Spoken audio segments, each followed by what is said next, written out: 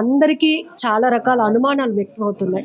ముఖ్యంగా ఒక కొడుకు పైన అనుమానాలు గానీ, ఆరోపణలు రావటం తండ్రిగా మీరు కూడా భరించలేరని. కానీ వాళ్ళ లైఫ్ బాగుండాలనే మీరు ప్లాన్ చేసుకొని పెళ్లి చేశారు. ఇప్పుడు శ్రీచరణ్ ఎక్కడున్నారు? పోలీసులు పంచనామా కాదండి, పంచనామాతో వదిలేసే శవం కాదండి, ఇది పోస్ట్ మార్టం కావాలి దీనికి అన్నారు. అనడంతో శవాన్ని మేము ప్యాక్ చేసి డైరెక్ట్గా పంపించామనే కానీ తీసుకొచ్చామన్నారు. తీసుకొచ్చిన తర్వాత డైరాడూన్లో కరోనేషన్ హాస్పిటల్లో దానికి పోస్ట్ మార్టం జరిగింది. ఏదైనా మనలో తప్పు ఉంటే అక్కడ పోలీసు వాళ్ళు వదలరు కదా. ఆవిడ పేరెంట్స్ ఏ రెండని వాళ్ళైనా ప్రెస్ చేసేవాళ్ళే కదా, వాళ్ళు అడగలేదు.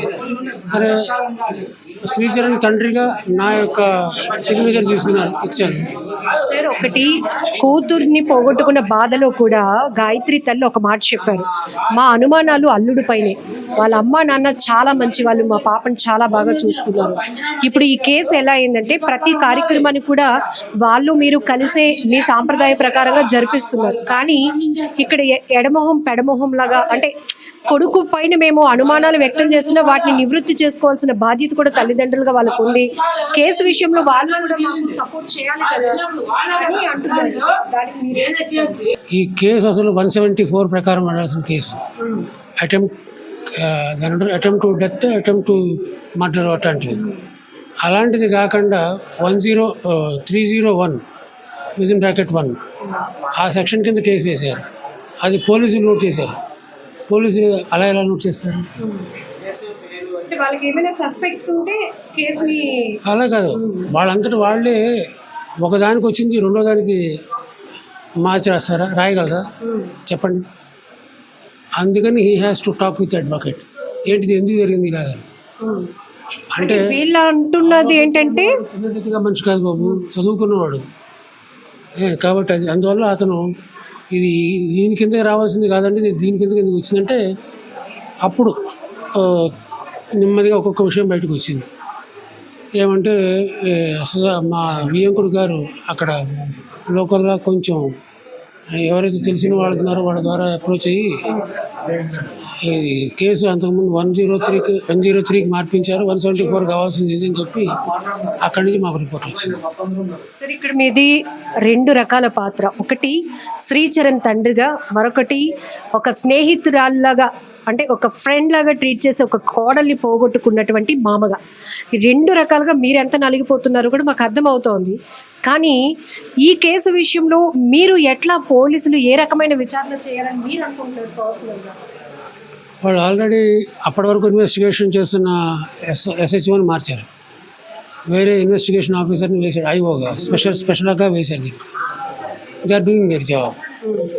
అండ్ ఆయన ఏదో రిపోర్ట్ ఇన్వెస్టిగేషన్ కంప్లీట్ చేసి ఐఓ తన రిపోర్ట్ ఇస్తాడు. తర్వాత ఈలోగా ఈ ఫోరెన్సిక్ రిపోర్ట్ కూడా వస్తుంది. ఏదైనా ఉంటే లా డిపార్ట్మెంట్ చూసుకుంటుంది. తర్వాత కోర్టు ఉంది. మీరు వ్యవస్థల్ని ట్రస్ట్ చేస్తున్నారు, ఎవరి పని ఎవరి విధుల్ని వాళ్ళు నిర్వర్తిస్తారు, మేము సపోర్ట్ చేస్తాము. కానీ ఇప్పుడు శ్రీచరణ్ ఫోన్ కానీ, కాంటాక్ట్ కానీ, కమ్యూనికేషన్ ఉందా? ఇప్పుడు ప్రస్తుతం అయితే నాకు లేదు, నాకు డైరెక్ట్గా కాంటాక్ట్ లేదు. అది సంగతి.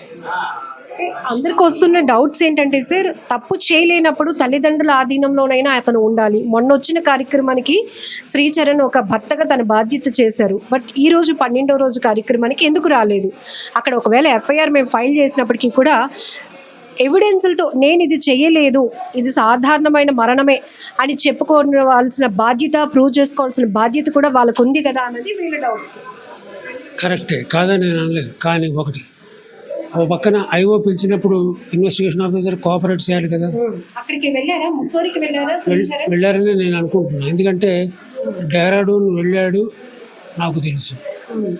డెహ్రాడూన్ నుంచి ముస్సోరి వెళ్ళాలి, ఇవాళ మార్నింగ్ ఆఫ్టర్నూన్ పెడతాడు. అక్కడ ఐఓతో కలుస్తాడు, ఐఓని కాంటాక్ట్ చేస్తాడు. కాంటాక్ట్ అంటే అదే వాళ్ళు అడిగే ప్రశ్నలు సమాధానం చెప్తాడు. సార్ ఇప్పుడు గాయత్రి వాళ్ళ నాన్నగారు మాట్లాడి కూడా మా అల్లుడి నుంచి మాకు ఫోన్ వచ్చింది మీ పాప స్పృహ కోల్పోయింది అని. ఆ తర్వాత కట్ చేస్తే మేము రీచ్ అవ్వడానికి కూడా కొన్ని గంటలు పట్టింది. ఈ లోపే అక్కడ వ్యవస్థలన్నింటినీ కూడా శ్రీచరణ్ మేనేజ్ చేశాడు. మా కన్సర్న్ లేకుండా ఇది ఎక్కడైనా అవుతుందా, ఇది ఎక్కడైనా జరుగుతుందా అని ప్రశ్న సార్. ఇది కాస్త కూస్త దూరం కాదమ్మా. వీళ్ళు ఆ రోజు సాయంకాలం 4 గంటలకు ఇక్కడ బయలుదేరి రాత్రి 1 గంటకు వచ్చారు. ఇక్కడ విశాఖపట్నం టు ఢిల్లీ టు డెహ్రాడూన్ 1 గంటకో 2 గంటలకు వచ్చారు అప్రాక్సిమేట్గా. ఇంకా అప్పటిదాకా శవాన్ని అలాగే పెట్టుకొని ముసలిలో ఉండాలంటే లోకల్ వాళ్ళు ఒప్పుకోరు కదా. అందులో ఎస్పెషల్లీ వాళ్ళు ఉన్నది హోమ్ స్టే ఆఫీసర్స్ వాళ్ళు ఒప్పుకోరు కదా. అందుచేత అక్కడ మరి పంచనామా చేయవలసి వచ్చింది వాళ్ళ ముందు. ఆమె చచ్చిపోయిందని డిక్లేర్ అయ్యాకే ప్యాకింగ్ చేసి జరిగింది అది. సార్ ప్రతి దానికి మీ దగ్గర ఒక క్లారిటీ ఉంది. ఇప్పుడు వీళ్ళు అంటున్నారు అని కాదు, కానీ ఆరోపించినంత మాత్రాన ఏది వాస్తవం అయిపోదు. అట్లా అని అనుమానం లేదు అన్న చోట ఏది తప్పు జరగకుండా ఉండదు. రెండు ఉంటాయి కామన్గా. మీ అబ్బాయి శ్రీచరణ్ ఈ కేసులో కానీ లేకపోతే గాయత్రి తన భార్య విషయంలో తప్పు చేశాడు అనుకుంటున్నారా, చేయలేదు చేయలేదు అని అనుకుంటున్నాను. ఎందుకంటే బయోలాజికల్ డిజార్డర్స్ వస్తే అతనికి భర్తను ఎట్టా నిందిస్తారు ఒకటి. రెండోది ఆరోగ్యంగా ఉంది అంటే శ్రీచరణ్ కూడా ఆరోగ్యంగానే ఉన్నాడు. మరి అంత ఆల్టిట్యూడ్లో కూడా ఊపిరి తీసుకుని హ్యాపీగా బయటకు వచ్చేసాడు కదా. ఒకవేళ ఈ అమ్మాయికి వచ్చినట్టే రక్తం అతనికి ఎందుకు రాలా? ఈక్వల్ అమౌంట్ ఆఫ్ వైన్ తీసుకున్నారు కదా ఇద్దరు. వైన్ తీసుకుంటే ఇద్దరికి రావాలి కదా, మరి ఈయనకి ఎందుకు రాలా? అది ఎవరైనా ఆలోచించారా? అంటే ఒక బాడీ హెల్తీ బాడీ, ఒక బాడీ బయోలాజికల్ డిజార్డర్ బాడీ. అలాంటప్పుడు దేనిలో డిజార్డర్స్ ఉంటాయో అవి ఆటోమేటిక్గా ఊపిరి తీసుకోవడం కష్టం అయిపోయింది ఆవిడ అన్న అనుమానం. ఎందుకంటే అంత నతులా పాస్కి వెళ్ళినప్పుడే నాకు కొంచెం ఊపిరి తీసుకోవడం కష్టమైంది. అలాంటిది ఈ అమ్మాయి 2000 ఆల్టిట్యూడ్లో ఉన్నప్పుడు, ఆక్సిజన్ తక్కువ ఉన్నప్పుడు మరి ఏమై ఉంటుందో మరి. అంటే గాయత్రి మీ కోడలికి ఏమైనా హెల్త్ ఇష్యూస్ ఉన్నాయి అక్కడ మా దగ్గర అని మీరు అనుకుంటున్నారా? అంతే, అదే అనుకుంటున్నాను. అందువల్లే నేను దీనిలో డీప్గా ఎక్కువ మాట్లాడలేదు. కొన్ని ఆడియోలు వీడియోలు వీళ్ళు మీడియాకు కూడా ప్రొవైడ్ చేస్తున్నారు. అందులో నేను ఇతని దగ్గర ఉండలేను, నేను వచ్చేయాలనుకుంటున్నాను. ఈ డిస్టర్బెన్స్ గురించి ఎప్పుడైనా మీ నోటీస్లోకి వచ్చిందా సార్? Very good. అది జనవరిలో జరిగిందమ్మా. ఒక ఆడియో ట్రాక్ గురించి చిన్న ఇష్యూ వచ్చింది. ఆ సందర్భంగా ఆడియోను వీడియో ట్రాక్ ఏదో ఉందిట.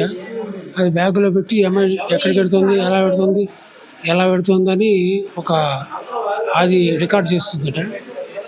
దానికి సంబంధించిన డిస్కషన్ వచ్చినప్పుడు శ్రీచరణ్ వెంట పూనా అంటే పూనా నుంచి హైదరాబాద్ వెళ్ళాడు. ఫ్లైట్ వేసుకుంది.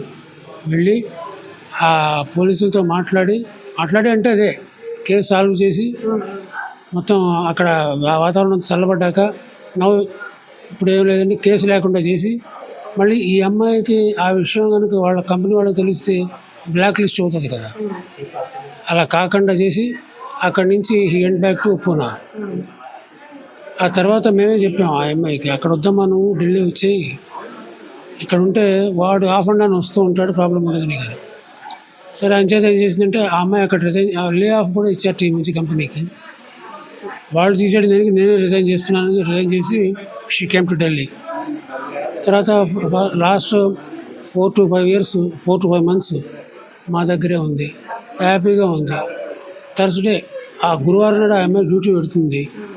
ఆ మార్నింగ్ వెళ్ళి ట్యాక్సీలో పెడుతుంది, అదే క్యాబ్లో పెడుతుంది, ఈవినింగ్ క్యాబ్లో వస్తుంది. తర్వాత ఆమె జాబ్కి సంబంధించినంత మటుకు ఎలాంటి ప్రాబ్లము లేదమ్మా. సార్ ప్రతి మనిషికి చావు అనేది సహజమే, కానీ ఆ చావుకి కారణం ఏంటో తెలుసుకోలేకుండా ఈరోజు ఇన్ని కార్యక్రమాలు చేస్తున్నా కూడా ఆత్మ శాంతించే అవకాశం ఉంటుంది అసలు? ఎందుకంటే ఇంత నలుగుతున్నారు, ఏంటి ఆ డెత్ వెనుక కారణం ఏంటి, what exactly cause for death ఏది తెలియటం లేదు. కానీ అన్ని కార్యక్రమాలు సంప్రదాయంగా అన్నీ జరుగుతున్నాయి. ఇవి చేయాల్సిన తండ్రిగా అంటే మావయ్య తండ్రి కూడా అవుతారు కొన్ని సందర్భాల్లో. మీరేమనుకుంటున్నారు? కరెక్టేనమ్మా. ఏది ఆగుతుంది? టైం అవుతుందా? టైం ఆగదు. ఇప్పుడు ఆయన వేసిన క్వశ్చన్ చూడండి, పంచనామా కోసం వాళ్ళకి నెక్స్ట్ డేకి ఆపామనుకోండి, వాళ్ళ హోటల్ వాడు ఒప్పుకుంటాడా? శవాన్ని మీ ఇంట్లో పెట్టి ఉంచుతానంటే ఎవడూ ఒప్పుకోడు. ఏది ఏ టైంలో ఎలా జరగాలో అది అలాగే జరుగుతుంది. టైంని నువ్వు నేను ఎవరూ జడ్జి చేయలేదు, అంతే కదా. అలాగే జరిగింది. ఇది బాధాకరమైన విషయమే. గతకన్నా నేనేం మాట్లాడలేను దీని గురించి. తన కోడలు రాధా గాయత్రి విషయంలో వ్యవస్థలు అన్నిటిపైన నేను పూర్తి నమ్మకంతో ఉన్నాను. ఎందుకంటే ఎవరు ఎక్కడ ఇన్ఫ్లుయెన్స్ అవ్వడానికి కూడా అవకాశం ఉండదు. వాళ్ళు బాధలో అనేక రకాల అనుమానాలతో వాళ్ళ ఆరోపణలు చేస్తున్నప్పటికీ కూడా పోలీసు వ్యవస్థ విచారణ అయితే వేగవంతంగా నిజాయితీగానే చేస్తోంది. నా కొడుకు నిరపరాధిగానే ఉండాలి, ఎందుకంటే వాడి గురించి పూర్తి స్థాయిలో నాకు ఒక ఆలోచన కానీ చిన్నప్పటి నుంచి తన గురించి తెలుసు కాబట్టి అనుకుంటున్నాను. శ్రీకృష్ణుడు లాంటి ఆ భగవంతుడికే తప్పలేదు కర్మ ఫలితాన్ని అనుభవించడం అనేది. ఒకవేళ అది అన్నీ ప్రూవ్ అయితే, ఒకవేళ తప్పు చేసినట్టు తెలితే నేను వ్యవస్థలకే కట్టుబడి ఉంటాను అనేదే నా స్టేట్మెంట్ అని కూడా శ్రీచరణ్ వాళ్ళ నాన్నగారు, రాధా గాయత్రి వాళ్ళ మామయ్య గారు చెప్తున్నారు.